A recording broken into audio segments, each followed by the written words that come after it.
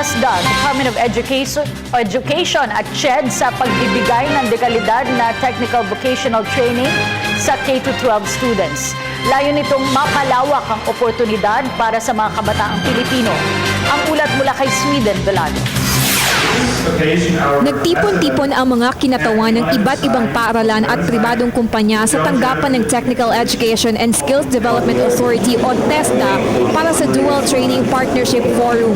Layo nito na mas palakasin pa ang pagbibigay ng technical vocational trainings sa ating mga kababayan, lalo na sa mga estudyante sa ilalim ng K-12 Basic Education Program na ipinatupad ng Kagawaran ng Edukasyon. Itong dual training system is a way by which we can upgrade or if at all parang put our schools particularly and students into a industry-based or industry exposure system.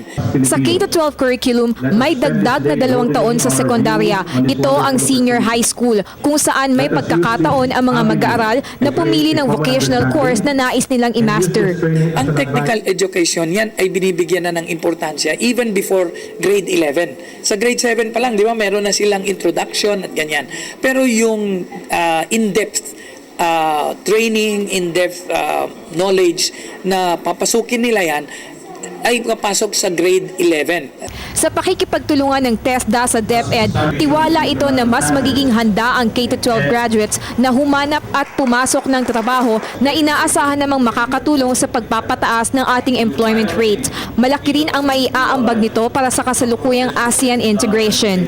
In context, yung ASEAN covers basically ASEAN countries where there will be a targeted freer flow not only of goods and services but even of training, even of manpower or human resource na skilled. No? Para sa Telebisyon ng Bayan, ako si Sweden Velado.